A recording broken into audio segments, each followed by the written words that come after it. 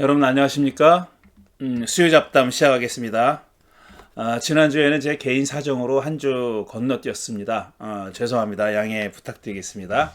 오늘은 제 16장 제 책 하나님 몸 보기 만지기 느끼기 읽어가면서 구약 성서의 하나님은 어떤 분인가 이 주제를 가지고 이야기하고 있습니다. 오늘은 제 16장입니다. 이제 거의 다 마지막까지 왔습니다. 16장 내 얼굴 말고 내 이름이라니까 라는 제목이 붙어있는 제 16장을 읽어가면서 말씀드리겠습니다. 첫 번째 소제목은 알지 못하는 신, 이런 제목이 붙어 있습니다. 오랜만에 신약성서에 나오는 에피소드로 얘기를 시작해 보겠습니다. 사도 바울이 아테네에서 전도할 때 이야기입니다. 이게 사도행전 17장에 기록되어 있죠. 아주 유명한 이야기입니다. 에피소드죠. 아주 유명한 에피소드. 아레오파고 연설, 아레오파고 설교, 이런 제목이 붙어있는 바로 그 대목입니다. 자, 바울은 아테네 온 도시가 우상으로 가득 차 있는 걸 보고 격분했다고 했습니다. 화가 났다는 겁니다. 물론 이 분노를 아테네 사람들에게 표현하지는 않았습니다. 속으로 분노를 느끼고 있었다, 이런 얘기죠. 바울이 이제 그 유명한 학문의 도시인 사상의 도시, 학문의 도시인 아테네에 간 겁니다. 아테네에 이제 예수를 전하러 갔는데 아마 처음 가봤던 모양이죠. 아테네 전 도시가 바울이 보기에 우상으로 가득 차 있다. 그러니까 우상을 섬기는 사람들로 가득 차 있다, 이런 뜻이죠. 그걸 보고 격분했다는 겁니다. 그는 우선 유대인 회당에서 유대인 및 이방인 예배자들과 토론했고, 그 다음에 광장으로 나가서 거기서 만난 히라빈들과 토론했는데, 그들은 다양한 철학적 배경을 가진 사람들이었다는 겁니다. 일단 바울이 유대인이고, 그러니까 그 아테네에 살고 있던 유대인 공동체가 만든 회당, 유대인의 회당, 그러니까 아테네 사람들은 유대인들이 자기들의 회당을 만들어서 거기서 종교 의식을 행하는 것, 종교 행사를 하는 것을 인정했던 겁니다. 그러니까 유대인들이 그 디아스포라 유대인이죠. 그러니까 팔레스타인 바깥에 유대 갈릴리 바깥에 나가서 살고 있던 유대인들을 디아스포라 유대인이라고 부르니까 그 디아스포라 유대인들이 아테네에 모여서 살고 있었는데 그들이 세운 회당, 거길 먼저 찾아갔다는 겁니다. 거기서 찾아가서 유대인들과 그 다음에 또 이방인 예배자들과 토론했다 그랬는데 이들은 누구냐 하면은 혈통으로는 유대인이 아니지만 유대교에 어떤 공감을 하고 유대교에 호감을 갖고 있었던 사람입니다. 이들 가운데 할례는 받지 않았지만 토라를 준수하려고 노력을 했던 사람들을 God fearer라고 부르죠. 하나님을 두려워했던 사람들이라고 부르죠. God fearer. 그러니까 이방인이지만 유대인들처럼 생활했던 사람입니다. 그렇지만 이들은 혈통으로는 유대인이 아니라는 거죠. 인종적으로는 유대인이 아닌데 유대인처럼 생활했던 사람들, 그런 사람들을 가리키는 모양이에요. 유대인 및 이방인 예배자들과 토론했고, 그 다음에 이제 그야말로 100% 이방인 아테네 시민들을 만나기 위해서 광장으로 나갔다는 겁니다. 근데 광장으로 나가 보니 이제 다양한 사상적, 철학적 배경을 가진 사람들이 있었다는 거죠. 그렇죠. 아테네가 어떤 사상의 뭐라 그럴까요? 그 시장? 마켓플레이스 같은 데였죠. 다양한 사상을 가진 사람들이 모여서 학문을 토론했던 그런 곳이니까 그런 다양한 철학적 배경을 가진 사람들을 만났다는 겁니다. 바울이 하는 얘기가 그들에게는 매우 생소하게 들렸던 모양입니다. 예수의 부활을 전하는 바울의 메시지가 그들에게는 새로운 것이었다는 겁니다. 새로운 것. 전에는 들어보지 못했던 그런 이야기. 물론 영웅 가운데서는 다시 살아나는 사람들이 있어요. 그런데 나사렛 예수는 영웅이 아니잖아요. 그들이 보기엔 영웅이 아니거든요. 그러니까 영웅 아닌 자가 다시 부활했다는 얘기는 아마 그들에게 생소했던 모양입니다. 하긴 바울이 예수의 부활을 그들에게 전했으니 그럴 만도 하겠다.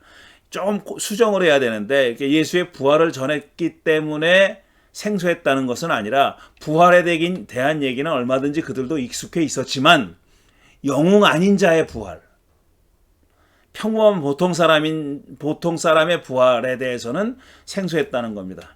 그럼 영웅이 누구냐? 뭐 전쟁에서 이기고 훌륭한 업적을 남긴 사람, 그런 사람을 영웅이라고 얘기하느냐? 그렇지 않아요. 그리스 사상에서 영웅은 누굴 가리키냐면 신과 인간 사이에서 태어난 반신 반인의 존재.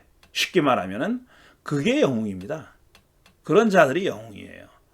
그러니까 신들 사이에서 태어날 수도 있고 또 신과 인간 사이에서 태어날 수도 있어요. 이런 자들을 영웅이라고 부르는 겁니다. 근데 예수는 영웅이 아니잖아요. 출생이 분명하잖아요. 물론 나중에 이제 많은 교리들이 만들어졌지만 예수에 관한 교리들이 형성됐지만 이때는 그런 교리들이 형성되기 이전입니다. 그래서 예수님은 그냥 나사렛에서 요셉과 마리아 사이에서 태어난 남성입니다. 유대인 남성.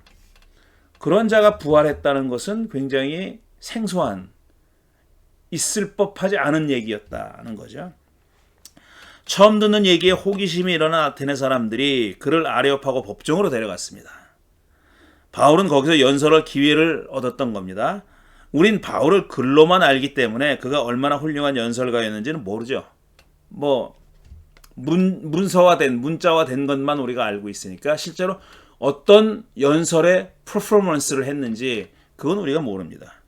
하여간 그는 낯선 곳에서 낯선 사람들 앞에서 처음으로 연설하는 사람답게 예의를 갖춘 말로 상대방을 존중하는 태도를 갖고 이야기를 시작했습니다.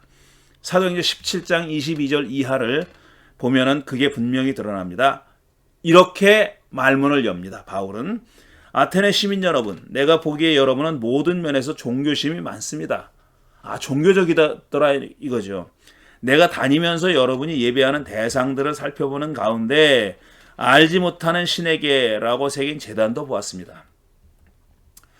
여러 신들에게 바치는 제단을 만들었는데 아테네 시민들이 그걸 잘 살펴보니까 그 이름이 다 있었다는 겁니다. 그 제단에 누구를 위한 제단, 어떤 신을 위한 제단 이렇게 이름이 다 있었는데 바울의 눈에 띈 거는 뭐냐면은 알지 못하는 신에게, 그렇게 unknown God 혹은 unknowable God, 알 수 없는 신에게, 알지 못하는 신에게 바친 제단도 있더라는 겁니다.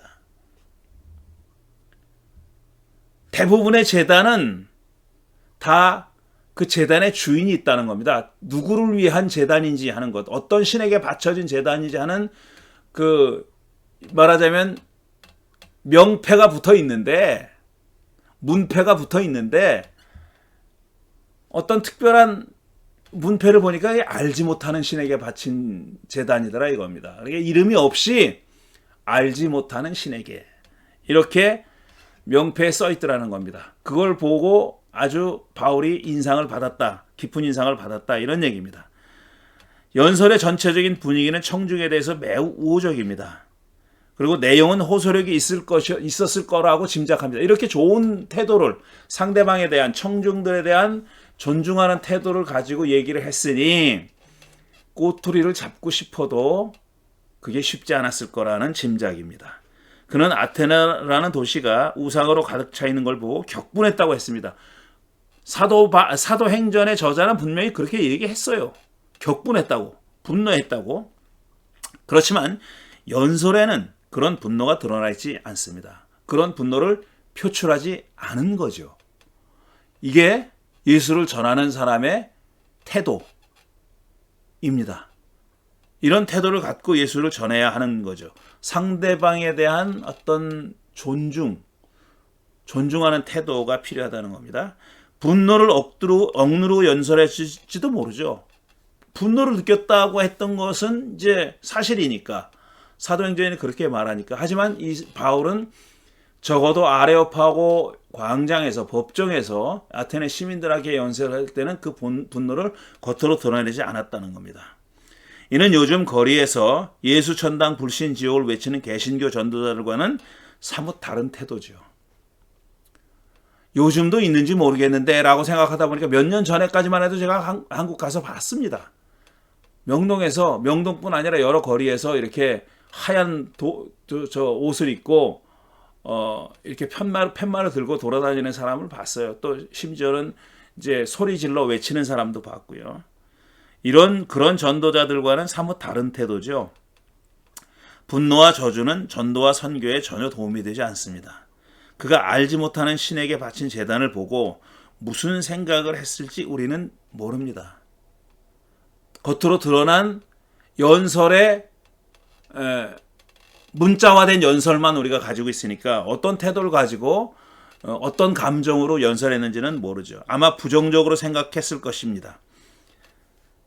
알지 못하는 신에게 바친 제단이 있다는 그 제단을 보고 바울이 느낀 감정에 대해서는 우리가 알 수가 없어요.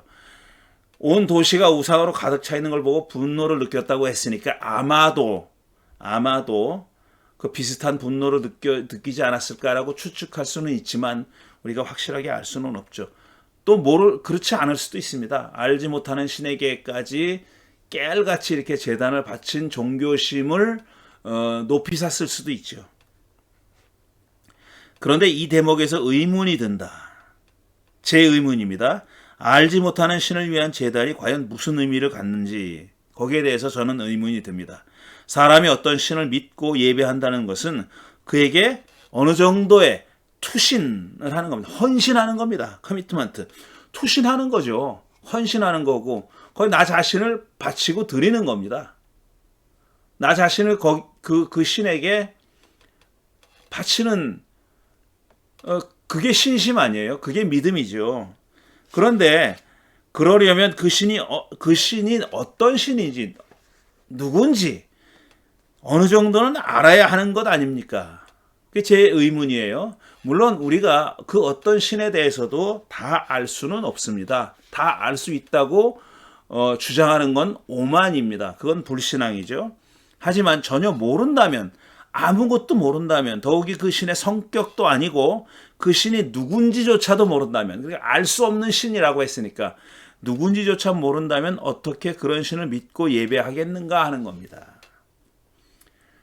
신을 믿는다는 것이 어느 정도의 헌신, 투신이 필요하다면 그 신과 교류하고 소통하고 그 다음에 나의 희망을, 나의 소원을 아뢰기도 하지만 또 신의 의지, 신의 뜻, 그 신의 뜻을 내가 행하는 거 아니에요. 그게 신과 사이에 맺어지는 그 관계죠. 그런데 그 신이 누군지도 모른다면 뭘 원하는지도 모르죠, 당연히. 내가 그 신에게 뭘 빌어야 하는가는 내 주관이니까 그건 알 수 있어요. 하지만 그 신이 나에게 뭘 원하는지 하는 것은 알 수 없잖아요. 알 수 없는 신이니까. 그런데 어떻게 그게 믿음의 관계가 형성될 수 있겠느냐 하는 겁니다. 어떻게 그런 신을 믿고 예배하겠는가 말입니다. 그 신이 헌신하겠다는 나에게 무엇을 약속하고 무엇을 요구하는지도 모르는데 그 신을 어떻게 나의 신으로, 소유격은 아니지만 내가 관계 맺고 있는 신, 이런 뜻이죠. 내가 믿고 내가 투신하고 내가 헌신하고 나에게 약속해 주는 그런 신이죠. 그런 신으로 인식할 수 있겠느냐 하는 얘기입니다. 그래서 아테네 사람들이 만들어 놓은 알지 못하는 신을 위한 제단은 일반적인 신앙의 대상으로서의 신이 아니라, 그러니까 투신, 헌신의 대상으로서의 신이 아니라 그저 구색을 갖추기 위한 신이거나 우리가 이렇게 관용적이다, 이렇게 종교적이다라는 관용을 표현하기 위한 수단이 아니었을까 하는 의심이 저는 든다는 얘기입니다. 신은 사람이 신에 대한 생각이 열린 이후로 대체로 인격적인 존재로 인식되어 왔습니다. 100% 다 그렇지는 않았지만 대체로 신은 어떤 인격적인 존재라고 여겨져 왔습니다. 근데 제가 늘 여러 번 얘기하지만 이 인격적인 존재로서의 신의 가장 중요한 요체는 뭐냐면 소통 가능성입니다. 소통할 수 있다는 점. 소통이 가능하기 때문에 인격적인 신이라고 부르는 겁니다. 우리 사람같이 무슨 사랑하고 미워하고 질투하고 화를 내고 이런 의미가 아니라 근본적으로 신이 인격적인 신이라고 얘기했을 때는 소통 가능성입니다. 그 위에 많은 인간적인 생각들이 덧붙여지는 거죠. 신의 인격성은 시대마다 사람마다 달리 이해됐지만 어쨌든 신은 사람과 통하는 존재로 여겼다라는 겁니다. 통이라는 말에 제가 따옴표를 했죠. 통하는 존재. 이게 소통 가능성을 얘기하는 겁니다. 사람과 통하는 것이 신의 인격성의 요체입니다. 신은 사람과 통하는 존재라는 얘기입니다. 신을 인격체가 아닌 어떤 원칙이나 법칙, 원리, 질서로 이해하는 이신론, 그런 신도 있어요. 데이즘이라는. 이런 것도 있지만 그것은 계몽주의와 그 이후 시대의 산물입니다. 사실 이신론이라는 것은 사람들이 오랫동안 인격적인 신, 인격적인 존재로서의 신이라고 여기고 상정해 놓은 많은 어떤 신의 본질들, 성격들에 대한 거부예요. 지금 말씀드린 대로 기본적으로는 소통 가능성이 밑에 깔려 있지만 그 이후로 사람들이 더 많은 인간적인 것들을 신에다가 투여했단 말이에요. 신은 이런 분이다, 저런 분이다 하면서 화도 내고 사랑도 하고 징벌도 하고 축복도 하고 심지어는 뭐 질투도 하고 죽이기도 하고 뭐 이런 많은 그 인간들이 저지르는 행위 혹은 인간들이 가지고 있는 어떤 성격, 네이처, 성품들을 신에게 투여했잖아요. 그래서 그걸 인격적인 신이라고, 자기들이 믿는 신이라고 그렇게 오랫동안 믿어왔는데 계몽주의 시대 이후에 많은 사상가들이, 철학자들이, 계몽주의자들이 야, 신이 그럴 리가 있어? 말이 돼? 이러면서 만들어낸 개념이 이신론이라는 거예요. 쉽게 얘기하면 이신론, 세상을 만들어 놓고 법칙을 만들어 놓고 그대로 굴러가게 만들었다. 더 이상 인간의 어떤 역사에, 인간의 삶에 시시콜콜 관여하고 개입하지 않는다. 이게 이신론이죠. 근데 이신론이 나온 배경은 신을 인격적인 분이라고 믿으면서 무수히 많은 인간적인 성품을 거기다가 집어넣고 그런 분이라고 믿었기 때문에 거기에 대한 반발로 이신론이 나온 겁니다. 그러니까 이제 지금 우리가 구약 얘기 혹은 지금까지는 바울의 사도행전 얘기를 하고 있잖아요. 이때까지 이신론이라는 건 존재하지 않았습니다. 그런 건 훨씬 후대의 산물이에요. 1500~1600년이 지나야 되는 겁니다. 아테네 시민이 왜 잘 알지 못하는 신에게 바치는 제단을 갖춰놨는지는 우리가 알 수 없어요. 그 시대는 이미 흘러간 과거이기 때문에 우리가 타임머신을 타고 가지 않는 한 모릅니다. 앞서 말했듯이 모든 종교와 신들의 공존과 화합을 추구한 관용의 표현일 수 있겠습니다. 하지만 그들이 그런 제단을 갖고 있다는 사실을 뒤집어 보면 그들의 종교심이 어떤 신에 몰입하고 헌신하고 올인하는 성격은 아니지 않았을까? 뒤집어 보면 이렇게도 볼 수 있지 않을까 하는 겁니다. 물론 저는 여기에 대해서 어떤 그 선하게 판단하는 건 아닙니다. 몰입해야 된다 이런 뜻은 아니에요. 근데 몰입이 없었지 않았느냐 하는 생각, 그런 추측을 하고 있는 겁니다. 신을 믿으면 당연히 올인해야지. 그 올인이라는 게 타력으로 되는 게 아닙니다. 그걸 하라고 그런다고 해서 되는 게 아니에요. 또 올인한다고 해서 제가 그게 무조건 좋다거나 나쁘다거나 이렇게 얘기하는 게 아니에요. 근데 올인이 안 되는 사람한테 아무리 올인하라고 얘기해 봐야 소용이 없는 것처럼 전적으로 올인하는 사람한테 그거 틀렸어, 너 위험해 라고 얘기해도 소용이 없는 겁니다. 그건 말 안 들어요. 그러니까 거기에 대해서 제가 같이 판단하는 게 아니라 이 아테네 시민의 경우에는 그런 헌신성이 부족했기 때문에 알지 못하는 신에게다라는 그것도 만들어 놓은 게 아니냐 하는 거죠. 흔히 요즘 하는 말이 일부 진실이 있다고 생각하는데, 진실성이 있다고 생각하는데, 이렇게 다양한 종교의 어떤 가치를 인정하는, 그러니까 쉽게 말합시다. 종교다원주의자들은 어떤 한 신에 대한, 한 종교에 대한 헌신이 떨어집니다. 그건 사실이에요. 다른 건 아무것도 생각하지 않고 내 종교가 옳다, 내 신이 옳다, 내 신만 옳다, 내 종교가 옳다, 내 종교만 옳다라고 생각하는 사람의 투신성과는 비교할 수 없을 정도로 약합니다. 문제는 그게 반드시 좋은 거냐 하는 거예요. 한 신에게 전적으로 몰빵하고 그 신만의 절대적인 진리성을 주장하고 다른 어떤 종교에 대한 종교들은 다 틀려먹었고 글렀고 그건 다 가짜고 허상이고 이렇게 생각하는 그런 올인하는 신앙이 과연 좋으냐 하는 겁니다. 이상적으로는 어떤 자기가 믿는 종교에 대한 전적인 그 헌신과 다른 종교에 대한 다른 신들에 대한 관용이 같이 있었으면 좋겠죠. 그 둘 다 갖고 있었으면 참 좋겠는데 그건 또 쉽지 않은 얘기긴 하죠. 그러니까 대부분의 사람은 그렇게 많은 사람들이 종교다원주의자라고 비판하는 사람들도 그 어떤 자기 종교에 대한 그 진실성 혹은 몰입, 헌신이 없지 않습니다. 그렇게 착각하지 마세요. 그건 그렇지 않아요. 자기만 옳다, 나만 잘하고 있다 이렇게 생각하지 마시라는 겁니다. 그 다음 소제목은 왜 신은 이름을 갖고 있을까라는 제목입니다. 알지 못하는 신에게 이름이 있을 리 없죠. 알지도 못하는데 무슨 이름이 있겠어요? 알지 못하는 신은 신의 이름이 아니죠. 신의 이름을 모르니까 이렇게 붙여놓은 겁니다. 그런 신이 과연 있기나 한지도 모르는데 그 신에게 이름이 있을 리 없습니다. 이 제단을 만들어 놓은 사람도 알지 못하는 신이 과연 있는지 모르잖아요. 모르면서 만들어 놓은 거예요. 그 이름을 알 수가 없죠. 하긴 아테네 사람들이 알지 못하는 신이 있다고 믿고 제단을 만들어 놓지는 않았을 겁니다. 제가 지금 드린 말씀이죠. 그저 최대한 많은 신들을 위한 제단을 만들고 싶었는데 혹시 자기들이 모르는 신을 위한 제단을 빠뜨릴까봐 만들어 놓은 게 아닐까 추측합니다. 그렇다면 알지 못하는 신을 위한 제단의 존재는 신에 대한 경외심의 표현이 아니라 그 알지 못하는 신에 대한 경외심의 표현이 아니라 이 신 빼고는 모든 신은 다 알고 있다는 자만심의 표현일 수도 있습니다.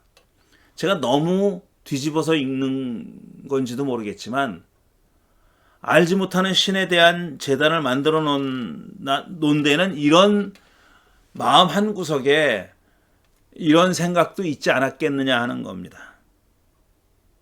그러니까 자기들이 이름 붙여놓은 신들에 대해서는 다 알고 있다. 근데 혹시나 만에 하나 우리가 모르는 신이 있지 않을까? 그런 신 혹은 신들은 알지 못하는 신의 카테고리에다 몰아넣자. 이런 생각을 했을 수도 있다는 겁니다. 사람이 믿는 신들은 거의 예외 없이 이름을 갖고 있습니다. 이름이 있어요. 신들의 이름이 있습니다. 왜 그럴까? 왜 신은 이름을 갖고 있을까? 예배할 때 부르라고 있는 걸까? 그리고 뭐 하나님, 예수님 이렇게 부르듯이 성령님 부르듯이 그렇게 부르라고 이름이 있는 걸까? 아니면 기도가 엉뚱한 신에게 배달될까 봐 이름이 필요했던 것일까? 번지수를 잘못 찾을까 봐 이름을 갖고 있는 것일까? 이런 질문. 물론 이런 것도 이유가 될 수 있습니다. 하지만 그보다 더 깊은 뜻이 신의 이름에 담겨 있다는 사실을 기억해야 합니다. 자, 이름이란 옛날이나 지금이나 이름의 주인이 누군가를 보여주는 방편입니다. 아니면 이름 붙여준 사람의 희망이 거기 담겨 있을 수 있습니다. 우리 이스라엘 사람들도 마찬가지예요. 이름에 의미가 다 있어요. 우리 한국 사람도 의미가 있잖아요. 심지어는 이제 한자어를 안 쓰는 이름들도 있습니다. 한자어를 쓰지 않는 이름들도 있는데 거기도 뜻이 있어요. 이름을 왜 그렇게 붙였느냐 하는데 저 이름 붙인 사람의 그런 희망이 의지가 그 안에 들어있는 거죠. 뜻이 다 있습니다. 그것이 이름이 그러니까 이름의 주인의 모든 것을 말해주진 않지만 이름을 모르고서는 그가 누군지 안다고 말하기 어렵습니다. 특히 이스라엘에서는 그렇습니다. 이스라엘은 사실 이름이 많은 걸 얘기해 줍니다. 이름은 주인의 정체성을 보여주는 첫걸음입니다. 이름만 가지고 다 알 수는 없지만 이름을 아는 것은 필수적이다. 이는 신에 대해서도 마찬가지입니다. 그런 의미에서 출애굽기 3장은 야훼가 누군지를 알고 싶다면 몇 번이든지 반복해서 읽어야 할 중요한 텍스트입니다.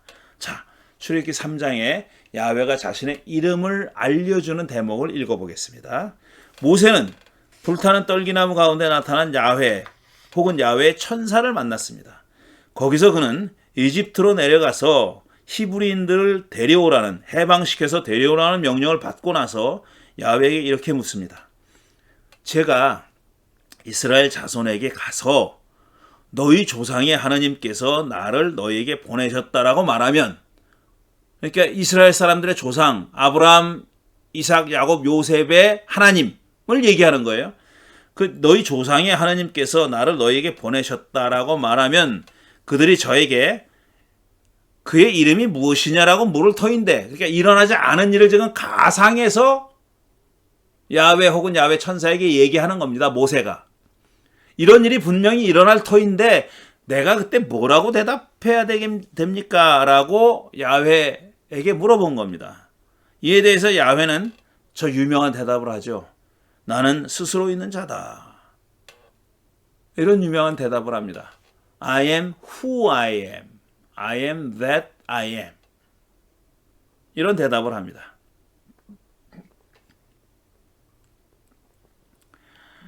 나는 스스로 있는 자다라는 문장의 의미가 무엇인가라는 물음에 아하, 그거네 바로 그렇구나 하고 모두 동의할 답은 아직까지 찾지 못했습니다.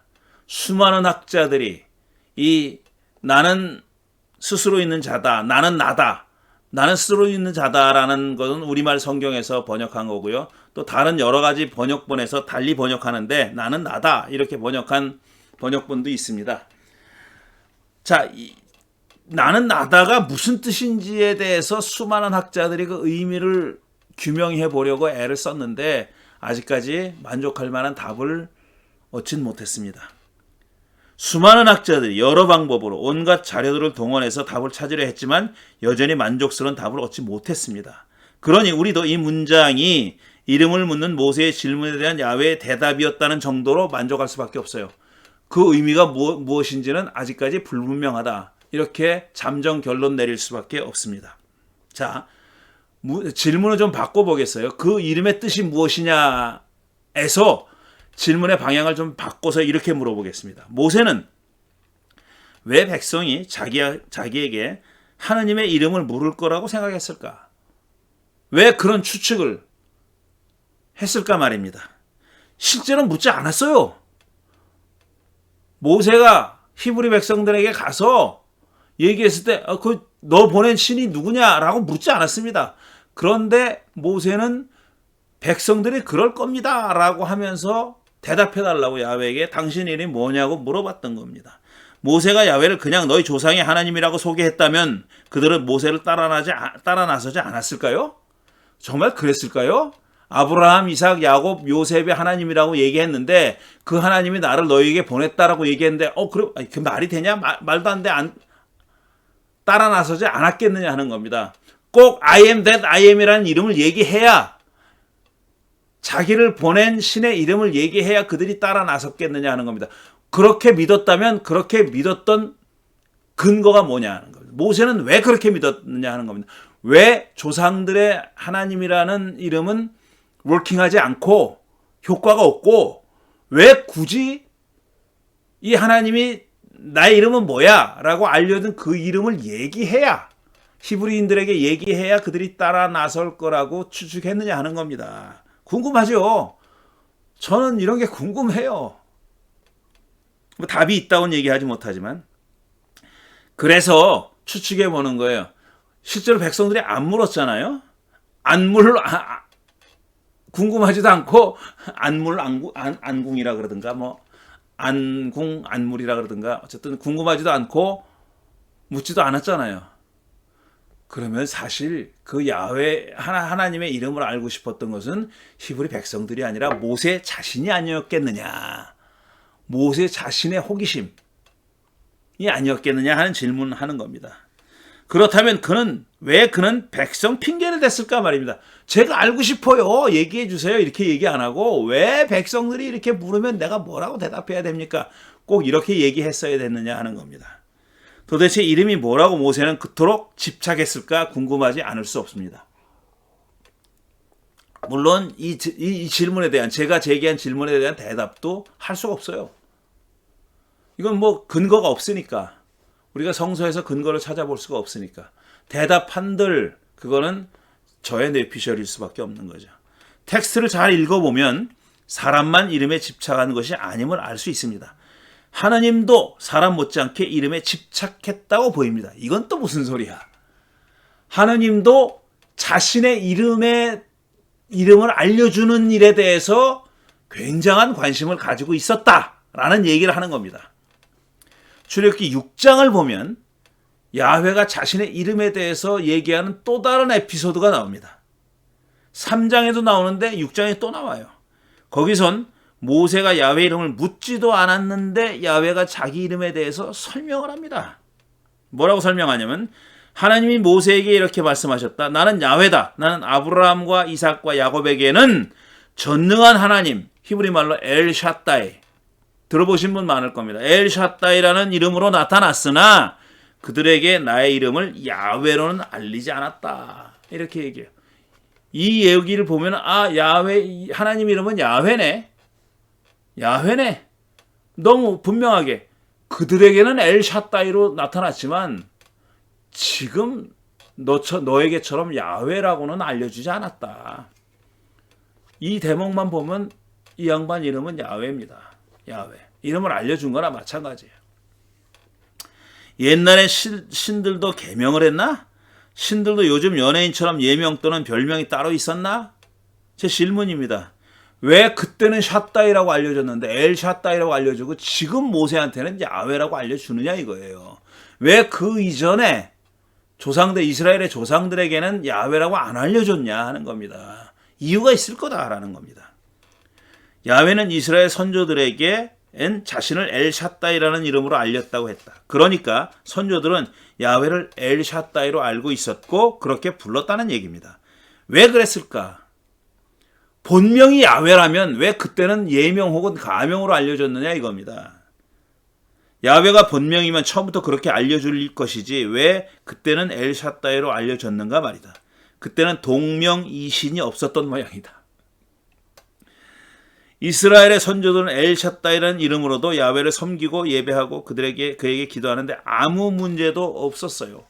그러니까 엘샤다이로 기도해도 엘샤다이를 부르고 엘샤다이라는 이름으로 기도해도 그 기도가 다른 신에게 배달되지 않고 야훼에게 배달됐다는 얘기잖아요. 그러니까 신은 하나인데 이름이 두 개였다는 거 아닙니까? 물론 두 개 이상이에요. 뭐 구약 보면은 똑같은 야훼를 지칭하는 여러 개의 다른 이름들이 등장합니다. 그러니까 배달하는데 배달 사고 안 났다는 겁니다. 쉽게 얘기하면은. 문제는 이름이 바뀌었어도 아무 문제가 없었다는 데 있어요. 자, 샤다이에서 야훼로 바뀌었는데 아무 문제가 없어요. 이름이 야훼가 아니더라도 엘샤다이 또는 그 외에 다른 이름이더라도 아무 문제도 발생하지 않았습니다. 구약 성서에 야훼 이름 때문에 문제가 생겼다는 얘기는 없어요. 그렇다면 왜 야훼는 이스라엘에게 지금 모세를 통해서 새로운 이름을 알려주냐 이겁니다. 그게 본명이라 그러면서 알려줬잖아요. 왜 그 이름을 알려줬느냐 하는 겁니다. 자, 사람도 이름을 바꿀 때는 그만한 이유와 사정이 있는 법이죠. 계명할 때는 이유가 다 있습니다.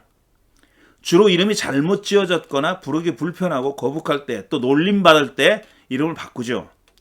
그렇다면 야훼가 이스라엘의 선조들이 오랫동안 불러왔던 엘샤다이를 버리고 새 이름 야훼를 줬다면 거기에 걸맞는 이유가 있을 거다라는 얘기입니다.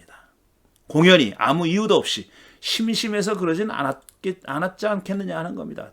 당연하죠. 이름을 바꾼 이유 또는 새로운 이름을 준 이유 그게 뭘까?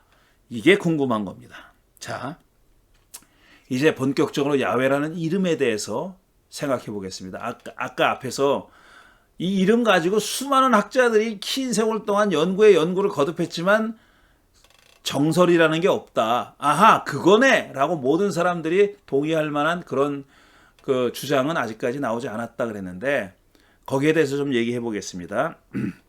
구약 성서학계는 오랫동안 야훼라는 이름의 의미를 단어의 어원에서 찾으려고 했어요. 어원, 야훼라는 이름의 어원.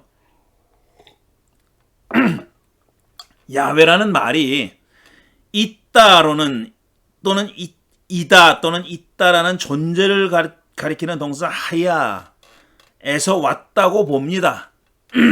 추정이에요. 이것도 스펠링이 비슷해요. 추정이에요. 야훼라는 말이 그 하야에서 왔다고 보고 스스로 존재하는 자 또는 존재하게 하는 자라는 뜻으로 이해했습니다.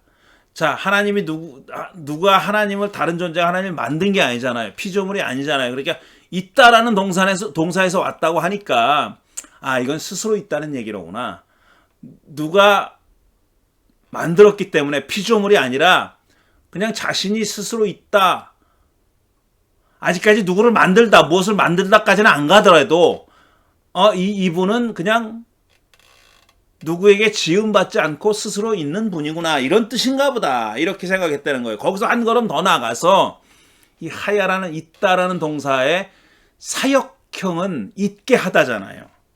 있게 하는 게 뭡니까? 창조죠. 그러니까 이거 사역형의 의미로 썼을 것이다. 그래서 있게 하는 자, 창조자라는 성격을 거기서 이끌어내기까지 했습니다. 그러니까 단순히 한마디로 얘기하면 비동사, 영어 비동사와 같은 하야라는 동사가 같은 의미거든요. 그러니까 이다 혹은 있다잖아요. 거기에서부터 지금 이런 그 주장을 이끌어낸 사람들이 있다는 겁니다. 그러니까 스스로 존재하는 자, 피조되지 않고 스스로 존재하는 자, 혹은 있게 하는 자. 이런 시도가 무의미하다고는 말할 수 없겠지만 정말 그랬을까 하는 의문이 남습니다. 한편 야훼라는 이름의 의미를 단어의 어원보다는 그것이 주어진 맥락에서 찾으려는 시도도 있어 왔습니다. 자, 어원에서 찾으려는 시도가 제가 간단하게 한 패러그래프로 정리했지만 이거 이렇게 정리하는 건 사실 아카데믹하게는 무모하다 싶을 정도의 간략한 요약입니다. 무수히 많은 얘기들이 왔어요. 그리고 게다가 또 히브리 말은 아카드어 수메르랑도 관련이 있고 그 다음에 이집트 말과도 무관하다고 볼 수 없어요. 그러니까 그쪽 동네에서 비동사가 어떻게 사용됐느냐를 가지고 또 연구를 했겠죠. 그런 다양한 연구들이 무수히 많은 연구들이 아직까지 발표됐는데 말씀드린 대로 다 어떤 추정의 영역에 뇌피셜의 영역이다 이거죠. 한마디로 얘기하면은 그 긴 얘기를 짧게 요약한 거고요. 제가 관심을 두고 있는 분야가 바로 이 맥락 부분입니다. 그 맥락에 대해서 말씀드리겠습니다. 어원보다는 그것이 주어진 맥락에서 찾으려는 시도도 있어 왔습니다. 이스라엘의 선조들에게 알려준 엘 샤다이가 아니라 야훼라는 새 이름이 주어진 맥락에 주의를 기울이면 그 의미를 추정할 수 있지 않을까 하는 겁니다. 이건 제 생각뿐 아니라 많은 사람들이 이렇게 생각을 해왔고 많은 학자들이 저도 거기에 어느 정도 동의한다 이런 뜻입니다. 좀 길지만 이용할 만한 가치가 있으니 출애굽기 6장 아까 야훼가 자신의 이름을 스스로 모세가 묻지도 않았는데 알려준 대목 그 대목을 좀 길게 인용해 보겠어요. 4절부터 8절까지인데 나는 또한 그들이 한동안 나그네로 몸부쳐 살던 가나안 땅을 그들에게 주기로 그들 선조들과 언약을 세웠는데 그러니까 이스라엘 선조들이 가나안 땅에 살았잖아요. 그러다가 요셉 때문에 에집트로 내려갔고 거기서 종살이 하게 된 거잖아요. 그러니까 전에 살았어요. 그 땅을 그 선조들의 후손들에게 그러니까 지금 출애굽 당사자들이죠. 이들에게 주기로 약속했다는 겁니다. 이제 나는 이집트 사람이 종으로 부리는 이스라엘 자손의 신음소리를 듣고 내가 세운 언약을 생각한다. 이 생각한다가 밑에 나와 있지만 조금 이따 읽겠지만 기억한다라는 자카르라는 동사를 썼어요. 이 기억한다는 게 야훼가 뭔가를 기억한다는 거 굉장히 중요한 신학적 의미가 들어있는 말입니다. 이건 깜빡 잊어버렸다가 다시 그러네 그리고 내가 깜빡 잊었네 하고 다시 떠올렸다는 뜻은 아니에요. 그런 뜻은 아니에요. 그것보다 더 깊은 의미가 담겨있는 단어입니다. 여기 그 자리가 아니니까 그걸 설명할 자리가 아니니까 그냥 우리말 세번역 성경이 생각하다라고 번역했는데 그것보다는 좀 더 뉘앙스가 의미가 강한 기억하다. 사카르라는 동사가 쓰였다는 점만 지적합니다. 그러므로 너 모세는 이스라엘 자손에게 말하여라. 나는 야훼다. 자, 나는 야훼다. 자기가 누군지를 얘기했습니다.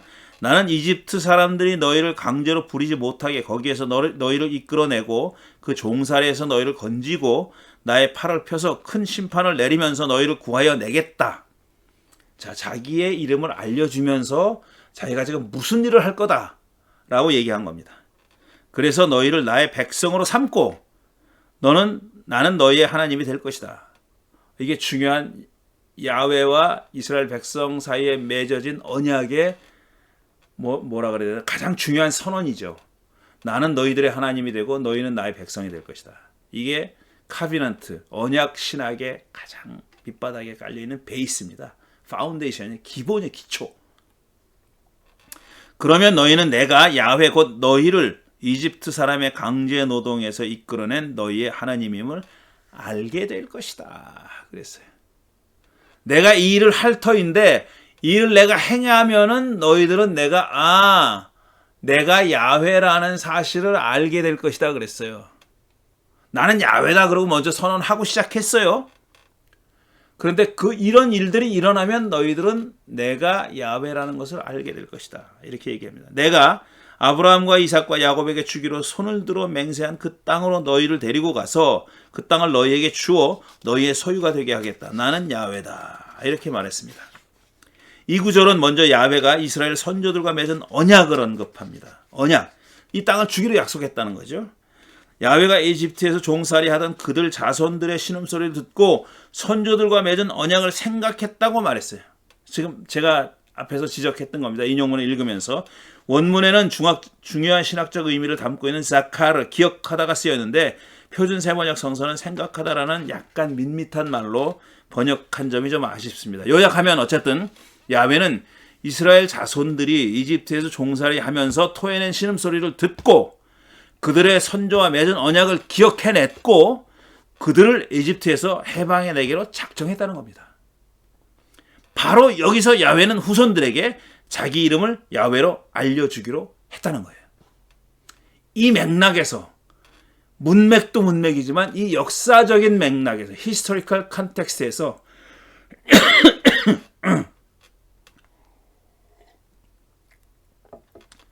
출애굽의 역사적 맥락에서 내가 나의 이름을 야훼라고 알려주겠다. 내가 야훼라는 것을 알려주겠다. 이렇게 얘기한 겁니다. 그래서 그들이 야훼에 의해 구원을 얻으면 내가 야훼 곧 너희를 이집트 사람의 강제 노동에서 이끌어낸 너희의 하나님을 알게 될 것이다. 이렇게 얘기했습니다. 그러니까 야훼라는 이름은 출애굽이라는 역사적 맥락과 뗄 수 없이 연결되어 있다라는 얘기를 하고 있는 겁니다. 이름은 그 주인의 정체를 알려주는 하나의 수단이 되기도 한다. 여러 번 말씀드렸던 거예요. 그리고 이름의 어원은 그 이름이 무슨 뜻인지를 보여주는 많은 방편들 중에 하나입니다. 하지만 모든 것은 아니다라는 거죠. 어원이 유일하게 이름 주인의 정체성을 보여주는 것도 아니고 그것의 정체성 전부를 보여주지도 않습니다. 그러니까 일부만을 보여주는 거예요. 우리는 야훼라는 이름의 어원은 정확하게 모르지만 그 이름이 주어진 맥락은 분명히 알고 있어요. 이건 빼박입니다. 분명 너무 어떻게 할 수가 없어요. 나는 야훼다 그러면 그때가 되면 너희가 내가 야훼인 줄 알 거다 그랬으니까 그 주어진 맥락이 출애굽이에요.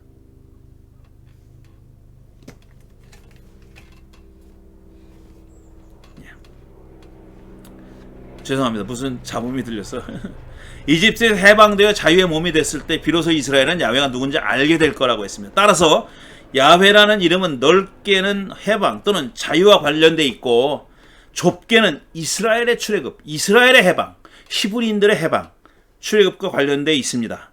만일 이름이 그 주인의 정체성을 보여준다면 야훼라는 이름의 맥락으로 보아 야훼 신의 정체성은 억압에서의 해방, 속박에서의 자유, 구체적으로는 히브리 노예들의 출애굽 사건과 뗄 수 없이 관련되어 있다고 그렇게 볼 수밖에 없다는 겁니다.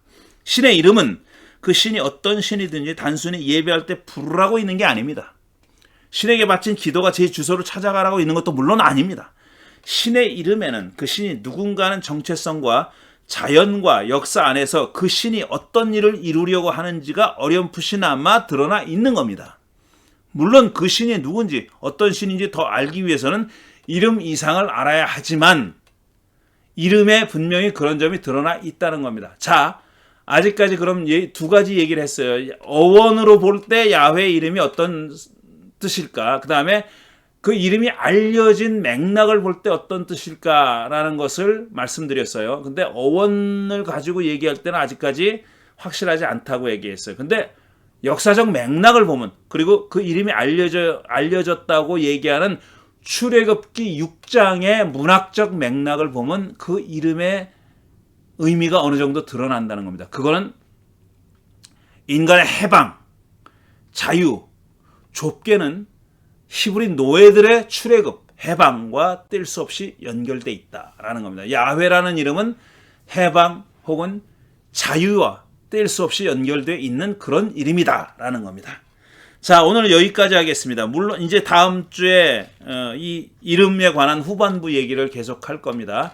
자, 오늘은 그렇게 이름이 주어진 맥락에 대해서 얘기하면서 그 맥락으로 미루어 볼 때 야훼라는 이름에 담겨져 있는 야훼의 어떤 nature, 에센스, 본질, 성격 이런 것이 드러나 있다는 말씀을 드렸습니다. 이름에 관한 얘기는 다음 주에 계속 이어가겠습니다. 감사합니다.